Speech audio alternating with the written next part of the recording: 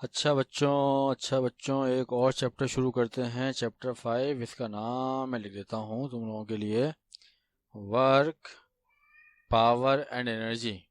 ठीक है ना भाई। वर्क पावर एनर्जी चैप्टर है, नई किताब का है, फर्स्ट ईयर फिजिक्स का है। बड़ा आसान सवाल है, मुझे है तो इस चैप्टर पे यार। अब मैन पुल्स आर ट्रॉली, एक बंदा ट्रॉली खींच रहा है। कितना फासला? 10 मीटर। कितनी फोर्स आके? इतने फोर्स आके। कितने एंगल से? इस एंगल के साथ। एक तो होता है कि सही सीधा ही खींच लिया यानी एंगल जीरो है। एक होता है कोई चीज यूं को टेढ़ी करके खींची, टेढ़ी ऐसे करके खींची तो वहां पे एंगल आ जाता है। अब वर्क बराबर होता है एफ डी कॉस थीटा के, बस पुट करोगे ठक करोगे आंसर आएगा भाई, कहानी हो गई खत। अगला सवाल।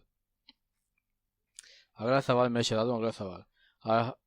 100 kg मैन, एक हल्का सा आदमी 100 किलो का, रन्स अप न लॉन्ग फ्लाइट ऑफ स्टेयर्स, सीढ़ियों पर चढ़ता हुआ जा रहा है ऊपर। कितने सेकंड तक? 9.8 सेकंड तक।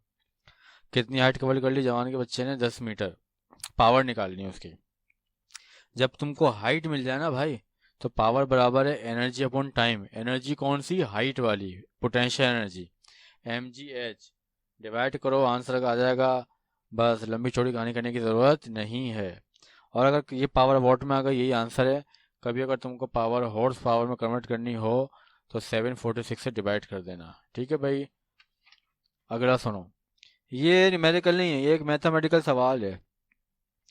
पिछली किताब में भी था ये सवाल और कभी नहीं आया था, और इस सवाल भी है। मुझे हैरत है कि ये क्यों है, जब पिछले साल था किताब में, 91 में किताब बनी थी, 2023 से किताब जिंदा रही, उसके बाद ये सवाल था शामिल, लेकिन बोर्ड के में एक दफ़ा नहीं आया।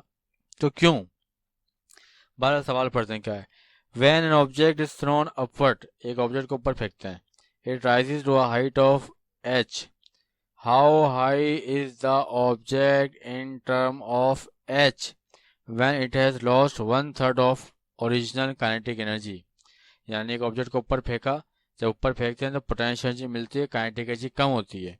वो कह रहे हैं कितनी हाइट होगी जहाँ काइनेटिक एनर्जी कितनी लॉस हो जाए? 1/3। तो जाहिर सी बात है हाइट भी 1/3 होगी, काइनेटिक एनर्जी हाफ होगी, हाइट हाफ होगी, काइनेटिक एनर्जी जीरो होगी, हाइट एच हो जाएगी। अब फिर भी बता रहे हैं लॉस इन काइनेटिक एनर्जी बराबर है गेन इन पोटेंशियल एनर्जी के, half M V square M G H. अब वो जो कंडीशन बता रहे हैं ना वो सुनते हैं।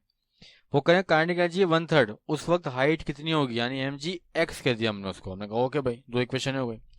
दोनों को डिवाइड करो, एक्स की वैल्यू आ जाएगी जो मैंने शुरू में कहा था कि h/3।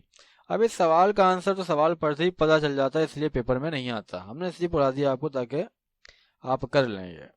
ठीक है जी। अब आए सवाल नंबर 4 पे। 70 kg मैन, नई तरह का बंदा 70 किलो का, रन अप अ हिल, पहाड़ी वाड़ी पे चढ़ रहा है भाई 3 मीटर। अबे 3 मीटर चढ़ना, चढ़ा क्यों भाई फिर?